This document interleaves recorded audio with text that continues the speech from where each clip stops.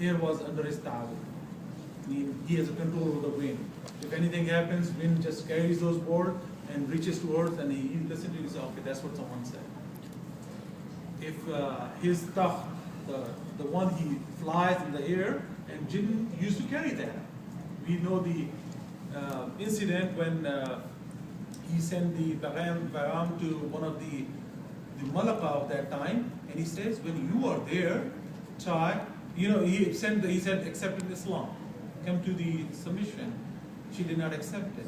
And at that time, what happens? He said, who's the one who can get me the crown of that queen, of that queen? And at that point, one of the Afrit, he stood up and said, I can get it without, before you all dismiss this majlis, before you all dismiss this gathering, I'll get you before that. And one of the Ab, he said, I can get you with the blink of your eye. And there's another narration about that. It says, the one who knows, he knows one of the name of the Allah subhanahu wa ta'ala.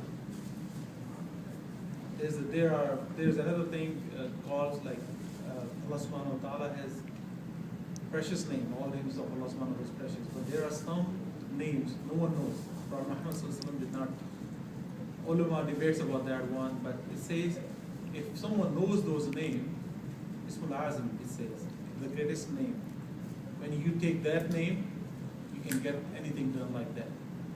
So he just brought that queen's crown and presented that. But goes back to again, Prophet Muhammad said, when I remember about that one, Sayyidina Sulaiman alayhi salam, the dua of Sayyidina Sulaiman alayhi salam, so I thought about it and I let him go. I don't want to disgrace that jinn.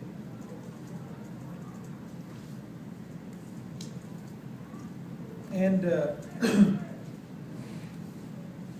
so as we were talking about, shaitan is different from Iblis. Iblis is what? We already make the definition like shaitan is the noble one.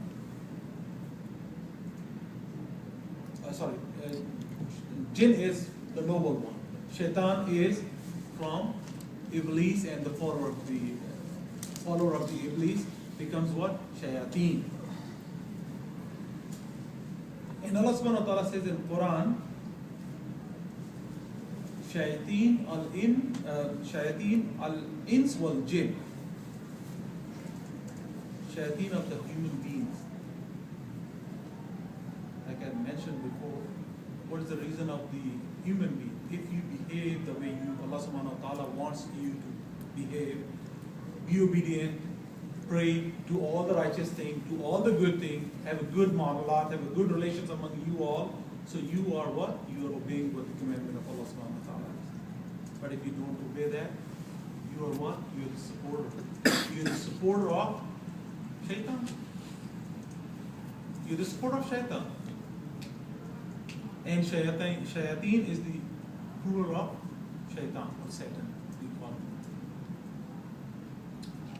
The greatest incident Allah subhanahu wa ta'ala has for our awareness, or the generation who's going to come after us as well. This teaching of Allah subhanahu wa ta'ala is mentioned in what? Surah Al-Jinn. So how many of you have really read Surah Al-Jinn and know a little bit of Surah Al-Jinn? You can raise your hand. Is that a total? What is that? How many of you have really read Surah? This is a good topic. So you understood what it was talking about and what happened. That's good. And that's, if you have not, that's not a problem. Go back after this conversation. Go back and check what exactly Allah subhanahu wa ta'ala is giving you the message of Surah Al-Jinn.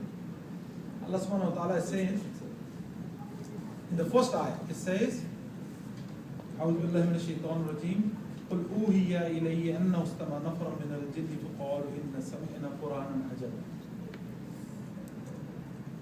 Before this, Allah subhanahu wa ta'ala created this creature.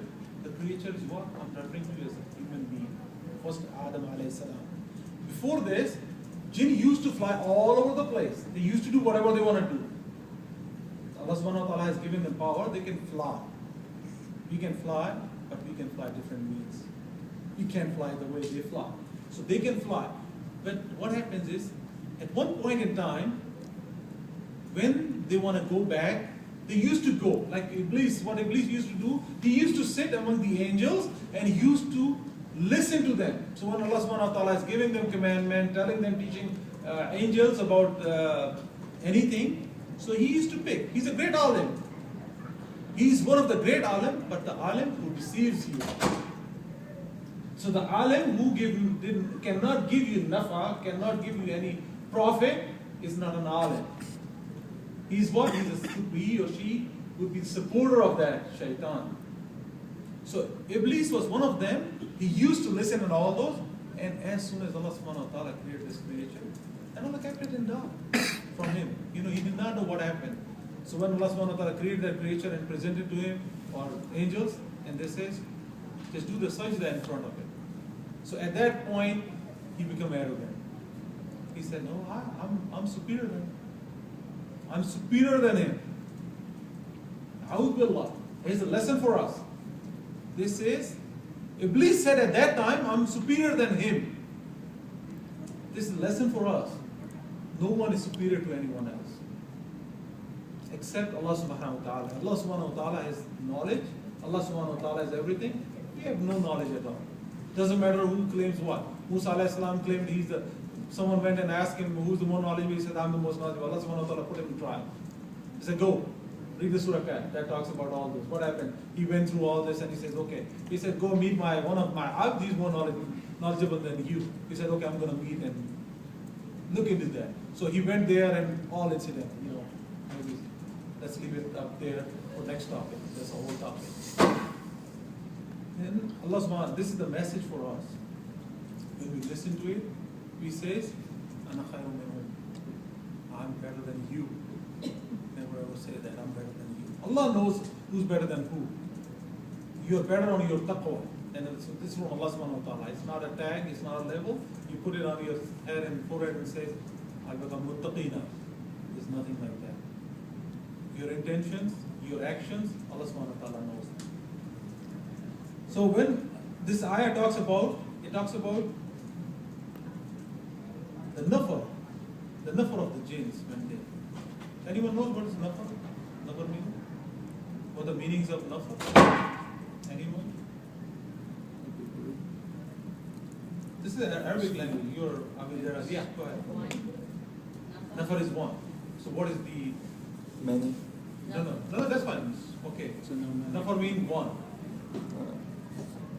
Right? And what is anfar? More than one. So Allah subhanahu wa ta'ala talks here about what? Nafar min jinn. Nafar min jinn. And Allah subhanahu wa ta'ala talks about this. So anfar is more than one.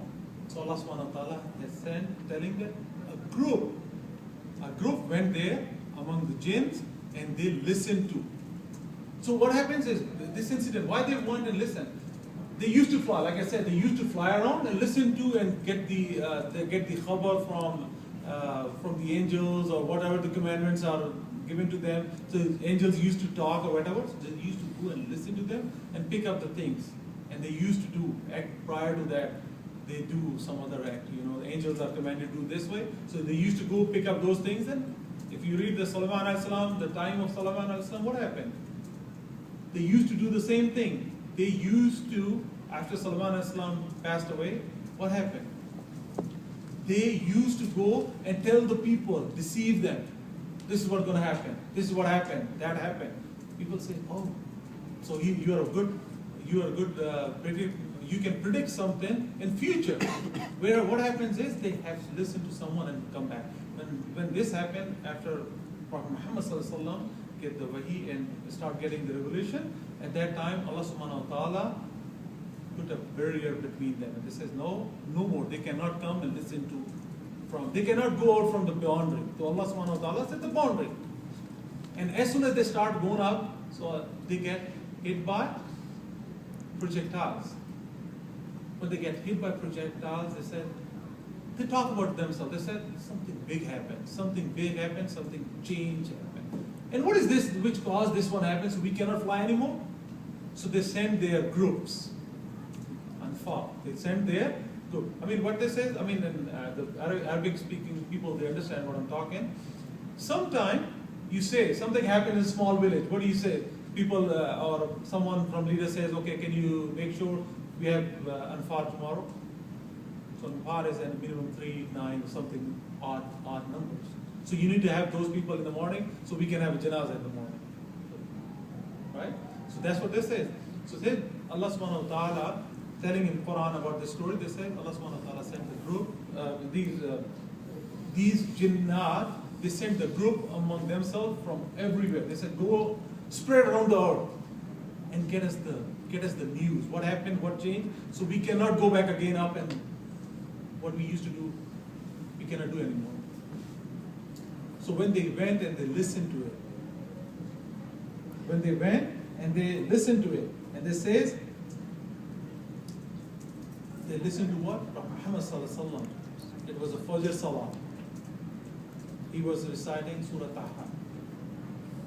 They listened to it, and they thought, they came back. We're going to talk about more of these ayah. Because if you don't go in a sequence, there's a whole lot behind each one of the words. So I'm going to talk those in a little bit detail. That explains a little bit of other things, what I'm going to talk more about what the jinns are, what they can, what they cannot do. So when they listened to this, they said, oh, this is something. This is what it is. This is one of the strange dialogue. We're listening to some strange things someone is reciting. We have never heard of these words. This is Quran Ajab. Meaning this is the strange talking.